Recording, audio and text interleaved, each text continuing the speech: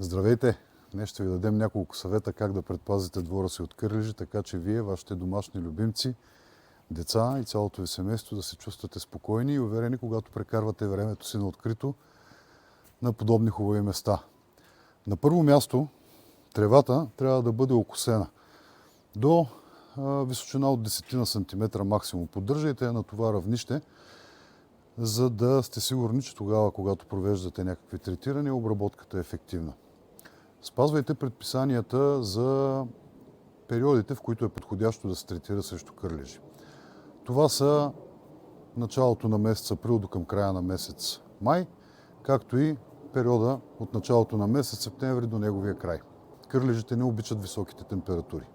В най-големите жеги, средата на юли, края на юли, средата на август месец, кърлежите не са активни и тогава по-трудно можете да станете жертва на ухапване.